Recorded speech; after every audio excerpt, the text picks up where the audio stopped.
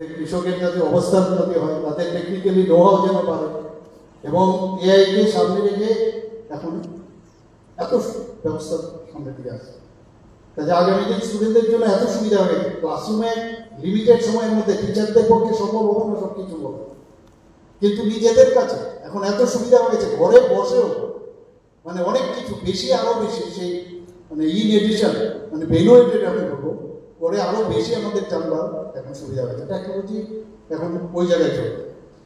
আজকে আমেরিকার যে কোনার মধ্যে যে টেকনোলজি ব্যবহার করে সেখানকার স্টুডেন্টরা যে জ্ঞান অর্জন করে, আমাদের ছেলে মেয়েরও প্রান্তিক যে আছে যে কোনো জায়গায়, সেও কিন্তু সেই আজকে এই প্রযুক্তির যুগে সেই জ্ঞানটা সে দেখবে। মাননীয় প্রধানমন্ত্রীজি বারবার বলছেন যে আগামী দিন তাদের কাছে সমস্ত পাওয়ার থাকে, যাদের কাছে জ্ঞান থাকে, নলেজ যত বেশি যার কাছে তত বেশি সামনের দিকে আসবে। এখানে আমরা কিছুদিন আগেও আপনারা দেখেছেন যে বিভিন্ন যে কলেজগুলো আছে সেখানে অ্যাসিস্ট্যান্ট প্রফেসরদের নিয়োগ আমরা এর মধ্যে আমরা নিয়োগ করেছি। সমস্যা আছে বহু জায়গার মধ্যে, এখনো ঘাটতি আছে, খামতি আছে, কিন্তু আমরা চেষ্টা করছি অতি অল্প সময়ের মধ্যে, আমাদের সরকার চেষ্টা করছে সব জায়গার মধ্যে কোনো যাতে গ্যাপ না হয়। এবং আমি চাই আগামী দিন এমবিবি ইউনিভার্সিটি তার লিড নিই, আমরাও তাহলে আগামী দিন আমরা বলতে পারবো যে না আমাদেরও এমবিবি ইউনিভার্সিটি আমাদের আছে। একটা সময় ছিল 70 দশকে আমরা দেখেছি ঘোরার দিকে, আমরা প্রায় ফিল করতাম যে আমি এমবিবি কলেজে পড়ি, এইরকম একটা খ্যাতি তার ছিল। সেটা যাতে কোনো অবস্থায় হারিয়ে না এবং কোয়ালিটির টিচার, কোয়ালিটির ফেসিলিটিস, তাহলে কোয়ালিটির স্টুডেন্টসও বেরোবে।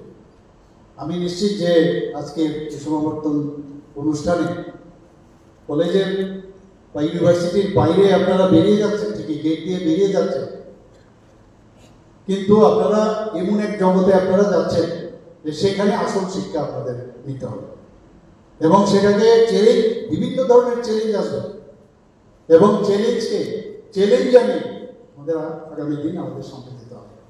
তবে গিয়ে আমাদের এক ত্রিপুরা শ্রেষ্ঠ ত্রিপুরা আমরা বলি, এক ভারত শ্রেষ্ঠ ভারত আমরা তবেই আমরা করতে পারি। আপনারা সবাই জানেন যে আমরা এর মধ্যে যারা ছাত্রীরা আছেন, আমরা উইমেন এম্পাওয়ারমেন্টের কথা আমরা বলছি। ছাত্রীদের জন্য বিনা কোনো পয়সা দিতে হয় না, তাদের টিউশন ফি, সব ধরনের টিউশন ফি বা অন্যান্য যে এলাই ফিসগুলো আছে আমরা মুকুব করেছি। আমরা মুখ্যমন্ত্রী যুব যোগাযোগ যে যোজনা, সেই প্রকল্প আমরা চালু করেছি, এখনো সেটা চলছে। আমরা মুখ্যমন্ত্রী কন্যা আত্মনির্ভর যোজনা কিছুদিন আগে আপনারা শুনেছেন, সেটা চালু করেছি। বিনামূল্যে যারা শিক্ষার্থীরা যারা আছেন তাদেরকে আমরা ক্লাস 9-এ যারা পড়ে তাদেরকে সাইকেল দিয়েছি আমরা।